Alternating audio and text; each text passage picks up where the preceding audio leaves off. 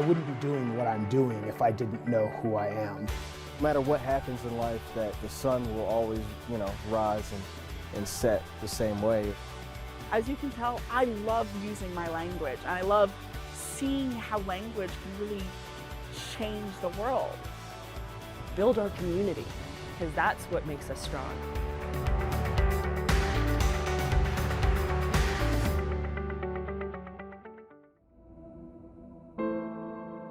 The way housing impacts me right now is it's the last thing I think about before I go to sleep, and it's the first thing I think about when I wake up. It's gotten to a point where people like me who work in the service industry, you can't just work one job and afford a house. We are experiencing housing shortages like we have never before. Entonces, mes a mes, entonces sí tiene uno miedo de que un día diga, se vendió la casa y ¿para dónde voy a ir yo? We can't keep teachers in the area.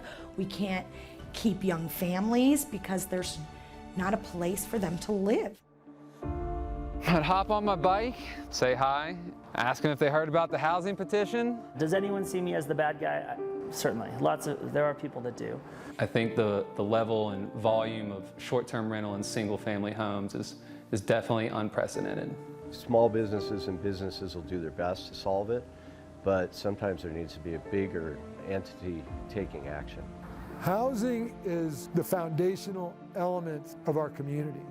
Accessibility to a wide range of housing is critical to the vibrancy and health of our community. It's the most important thing that we can do for ourselves.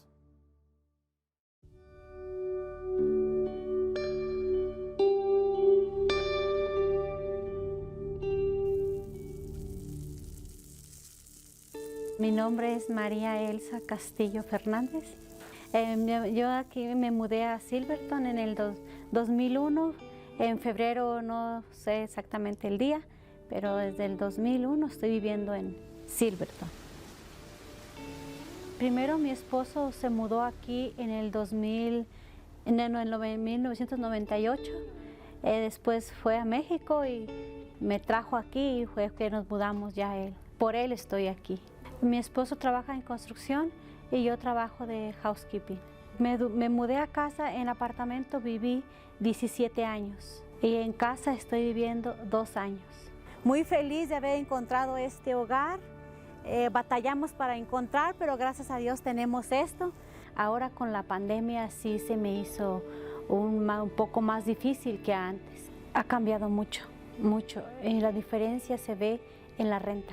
A un apartamento donde yo vivía era la renta de $1,000. A 2 años atrás subió a $2,200. Es mucho la diferencia. Llegó una ocasión donde no teníamos para la renta y FIRC me proporcionó ayuda y muy contenta con el programa de FIRC. The Family and Intercultural Resource Center is really a social services agency dedicated to looking at social determinants of health and trying to help families be successful here in Summit County. Hola, ¿se me puede comunicar con Lucila? Soy Alma aquí de FERC. We are experiencing housing shortages like we have never before, and it's been really, really difficult on the people that are trying to work and live here, making our job very busy. I think when the pandemic hit, a lot of people who had always enjoyed coming to the mountains to visit, all of a sudden had an opportunity to work remotely. And so they came, taking that housing stock, but not really contributing to our local workforce, making it a more complicated situation. Our biggest program is our rental assistance program, mortgage assistance program. Fue porque a mi esposo se le bajó el trabajo y más el año pasado también en la pandemia. Se vino un tiempo muy difícil, pienso que para todos, no más para mí. Pero hubo un tiempo que no hubo pandemia y el trabajo se escaseó mucho, tanto de construcción como hotelera. What it comes down to is a family having a decision forced upon them. And so we are losing our workforce up here, and I think that is starting to become evident to anybody that visits up here. En dado caso, ahorita estamos viendo sin contrato. Entonces, mes a mes, entonces sí tiene uno miedo de que un día diga, se vendió la casa y ¿para dónde voy a ir yo? Having long-term housing is the fabric of what you need in order to feel successful and safe in a community. And when you feel like your housing might be pulled out from under you, or that you're one paycheck away from potentially losing your home, that's a very stressful situation. Sí, mi amor. All of these stories show just how important housing is for our entire community. We can't have teachers living in hotel rooms and your pharmacist assistant living in a car. It just doesn't make for the community that we want. Mientras que no me saquen de aquí, yo no me muevo de Silverton. No cambio a Silverton. Silverton me gusta mucho. The housing situation here in Frisco is part of the national zeitgeist. Communities everywhere across the country are reconciling with how to deal with the proliferation of short-term rental technology. I think the level and volume of short-term rental in single-family homes is definitely unprecedented. My name's James Hayes Walsh. I go by Hayes. I started the Frisco Housing Petition. Frisco Housing Petition requires a single-family homeowner live in the house to have short-term rental rights. It does not prohibit anybody from short-term renting. It simply sets a framework of rules and guidelines around operating a short-term rental out of a single-family home. You know, I'd go talk to my neighbors and they all agreed it's a bummer when the house next door to you sells and you don't get to meet the person who buys it. You never see their face, you don't know what car they're driving, you don't know who they are. The housing situation here in Frisco was definitely exacerbated by the pandemic, and I don't think anyone saw that coming. The pandemic has created a massive paradigm shift in terms of people's ability to work outside the office. That has also influenced the short-term rental market. More people are second homeowners, and vacationers are looking for that place where they really want to stay and spend more time. So more properties are converting from long-term to short-term rental, and that also is having an impact on what's available. It's making it really impossible for people to really get their toe in the door, let alone their foot. I'd hop on my bike, say hi, ask them if they heard about the housing petition. When I knocked on doors, people were in support of signing the petition, but the number one piece of feedback I got that was oppositional is that people are not going to convert their homes to long-term rentals. If they can't rent short-term, they're going to not rent at all. Here we are at Frisco Town Hall, where all the conversations happen. I am in my last year of a 4-year term. 2006, I ran on a platform of affordable housing. So this has been part of our conversation here in Frisco from a business perspective for a long time. Housing has been the challenge for keeping quality people here. I'm afraid we're going to start losing some of the small businesses that are so important to our economy, our culture, our community. You know, they're part of the fabric of this town, and we can't afford to lose anybody. Many small business owners signed my petition. We're just continually talking about workforce housing and that people don't have anywhere to live. These business owners are adjusting their operations based on the circumstances. So reduced hours, reduced services, and just outright closing have become the norm.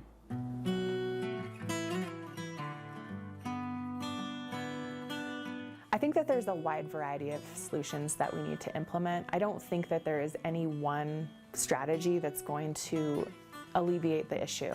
The council, we've really pushed to try and create sustainable solutions. Starts with working with what we have, and the town does have an opportunity to partner with 2 state agencies that do have some land in town to develop some workforce housing. In the short term, we're looking to take money that we have in what's called the 5A fund that created a sales tax that's distributed to the towns, and that money is there for housing. So we're looking at creating an aggressive program to help convert short-term rentals to long-term rentals. where that capacity is available and owners are willing to participate. At FERC, we also have a small program that talks to homeowners who rent their houses short-term, and we convince them to turn them into long-term rentals so that we can match a family for that home. A lot of people do it because they really do care about Summit County. Housing in Frisco is the foundational element of our community. It supports our economy, it creates our culture, it's the lifeblood of our community, and it's reached a crescendo of urgency in the last year. Accessibility to a wide range of housing is critical to the vibrancy and health of our community. It's the most important thing that we can do for ourselves.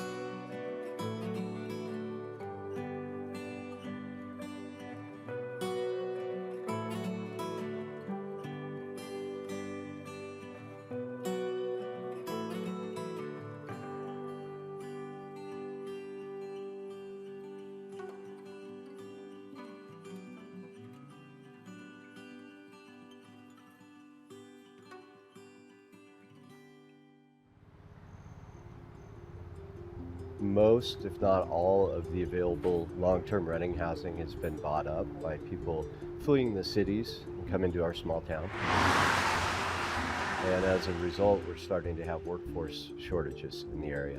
Never, in the 35 years I've been down here, have seen such a drastic reduction in employees or workforce. I've been running help wanted ads for the last 4 months, and I had literally no response. I switched my help wanted ads to housing wanted ads. I just recently had 2 more employees displaced from their housing. Fortunately, I'm going to have a place to put those people. There you go, my friend. She'll run you up right down there. We actually help pay rent. We pay first, last security deposits, things like that, to get our employees into houses when they lose their housing or are forced to move. It bothers me because I want to have a community where my employees can live in. And with all the vacant homes and short-term rentals and things like that, a lot of these people have lost their housing. This is our living room, which is right now being used as a storage space for someone who's moving out. Over here we have the front room, that's the parlor, that also someone is using as a bedroom. Anything you could find available, a 1-bedroom studio apartment for $1,000 that I couldn't even fit my daughter and I into, so that's when I started becoming really, really concerned. Where was I gonna go? I've worked for Uray School and Uray Brewery for 10 years. There's that, I have jobs. I just could not find a place for my daughter and I to live. And that is where I am so fortunate that my boss keeps leases in town on houses that he can keep for his employees. We do have a fenced-in backyard with storage and a huge garage as well. So there is plenty of space for a lot of people, which worries me. How many people can we fit? Started out, there's 5 of us in the home. 2 adult women, a teenager, and 2 children living here, which is lovely. It's kind of like they're watched over, and I don't mind having them here. What I worry about is when Kristinelle and her son move out, will I, who will I have to live with then? That concerns me, being a single mom with a daughter. We make do, Hundies. I've really seen a continued increase in property values.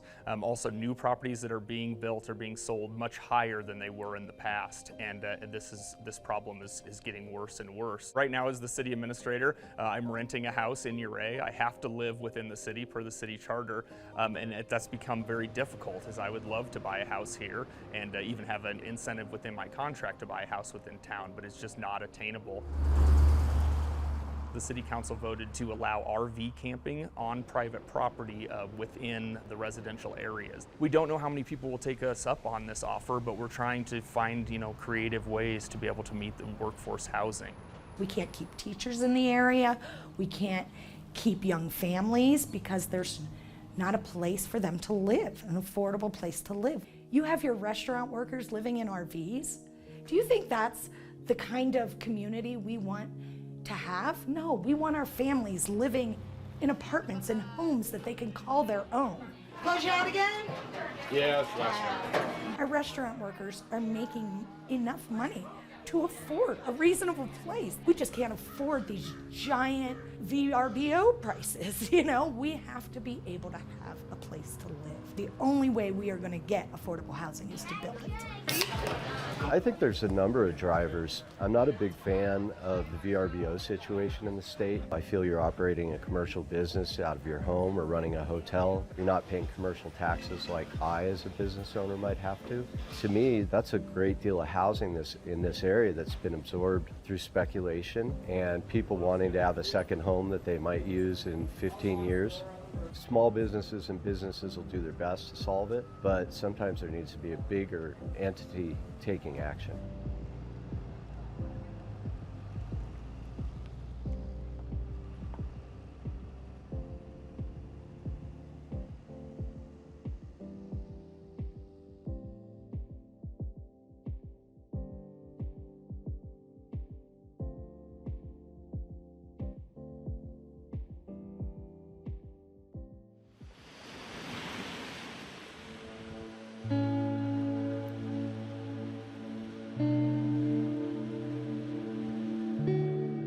BV is an easy place to love living in. It's really charming. You feel welcomed right away. And then, of course, we are nestled in some of the most beautiful mountains. My name is Catherine Eichel, and I'm a resident of Buena Vista. I own my own photography business. I have lived in the Arkansas Valley for 5 years. Every day, I'm at least partially consumed with the thought that I might lose my current housing. It's the last thing I think about before I go to sleep, and it's the first thing I think about when I wake up. I lost housing during COVID, and it took me actually 9 months with a budget of $1,800 to find another rental to live in. I stayed on friends' couches, I rented out subletting, I stayed with relatives, just however I could piece that together, but ended up moving to 5 different spots during the pandemic. It made me feel like I was on the outside of our community and that I didn't belong and wasn't wanted here, which in a community where you only have a few thousand people, that's an extremely isolating feeling for sure. Standing at this one block in South Main, there's a huge variety of different types of buildings, and I think it's part of what makes the neighborhood unique. My name is Jed Selby, and I'm the owner of the Surf Hotel and the co-founder and president of South Main, which is the neighborhood that we're in. South Main itself is a development and construction company, and we also do short-term rentals. As we're building the whole neighborhood, we can sort of expand into areas where the market is needed. Yeah, does anyone see me as the bad guy? Yes. Certainly, there are people that do. So I know the South Main development is controversial, but for the wedding industry in particular, which is a wedding industry that I work in mostly, I wouldn't be able to live here without places like South Main. I think that if you look at a town and you say, I love it how it is, I don't want it to turn into something different that's scary, then I think that that's a justified perspective to have, and I think it's very real. The changes have been dramatic. The Arkansas Valley has always had a lot of housing challenges as far as affordable housing, but really in the last year when COVID came and those lower interest rates happened, and then along with a lot of people being able to work remotely, we had a huge wave of buyers in the Valley. Last month, our median price was over $500,000.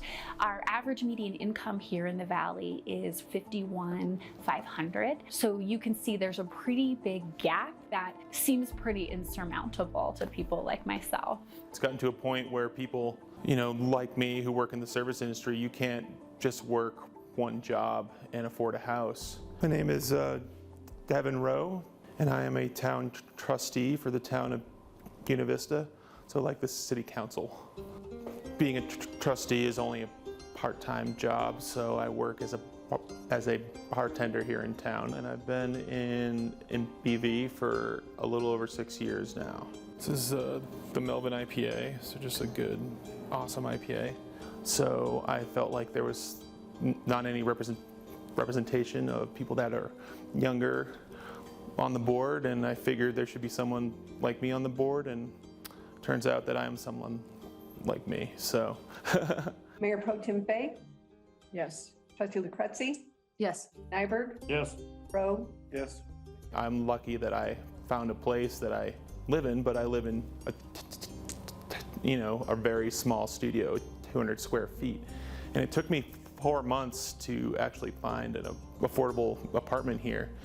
And that's kind of how a lot of the locals find housing around here, is you have to know someone or know a place that's opening up. The way that you find a house here is there are 2 Facebook sites, and you essentially have to sit on those and then compete Mad Max style whenever there's a listing. We can't build things fast enough, and the town is growing. Things take far too long to permit. The process is very cumbersome, which drives up expense and it delays the timeline. There's additional problems, which are short-term rentals are obviously a big hot button, and they have become popular since Airbnb and VRBO and all of this has sort of normalized over the last decade.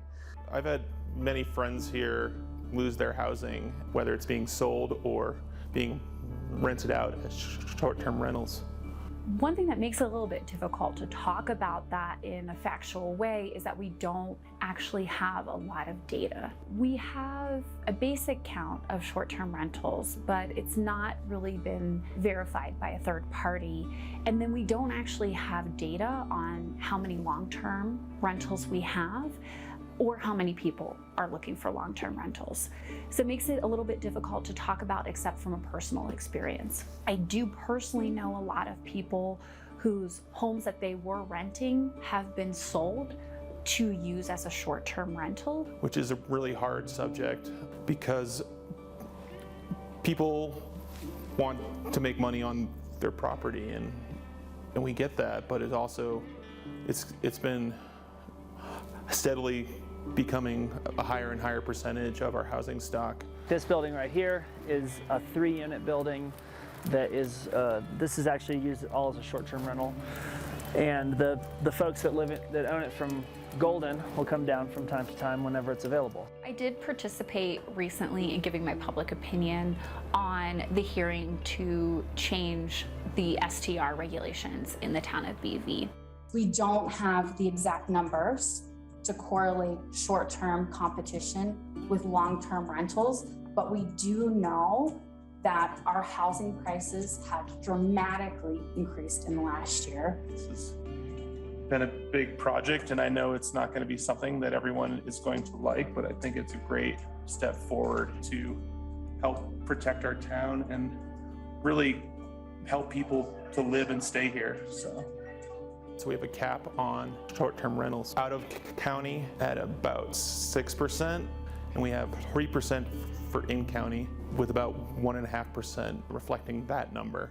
And then we have no limit if you live on the property, and no limit on South Main and Main Street, where all the businesses and restaurants and shops are. I'm hopeful that a cap might be helpful as far as maybe then making it not as desirable a place for out-of-town investors to come and buy. So that way, maybe at some point, housing values will level out or maybe even come down so people in my income bracket can then afford to buy here locally. It's easy to say short-term rentals are taking housing stock, workers can't find housing. If we stop this, it's going to fix this. But where I'm looking at the housing prices right now, they're so far removed from where the long-term renter needs that I think it's almost, you just need a different solution. And I would like to see the conversation shift a little more from, if we stop short-term rentals, we're going to somehow fix this problem, to that gap is way too big. But in Colorado, commercial property tax is almost 4 times the amount of residential tax. So as soon as you're running your hotel out of a house, you have much lower expenses. You have lower property taxes, you have a residential loan instead of a commercial loan, which is longer term, it's lower rates. Doing business as a hotel is more expensive than doing business as a short-term rental. And so I think that the regulators are starting to see that gap, And I think they're gonna close that gap. I think one of the things that the planner for the town of Buena Vista has actually mentioned is reworking regulations with developers themselves. So I'm hopeful that will let us attract some developers that are aimed more at developing affordable and attainable housing within the town. During COVID, we had 4 million visitors to Chaffee County. It was projected for 2021 that that number would increase to 8 million. But you can imagine in a town where we have infrastructure to house 1,800 people, and we have 4 million, maybe 8 million people coming in, there has to be a balance, right? We have to know what our inventory with housing is for both long and short term. Without that data collection, we can't answer these questions. We can't set metrics. We can't figure out what our pathway is forward. So I know that there has to be a sweet spot of a ratio between people living here to serve that tourism industry and then housing to provide for the tourists. What I know right now is it's severely unbalanced and it's severely geared towards tourism. And if we don't correct that, we are going to lose the heart and soul of our town. That's what I know.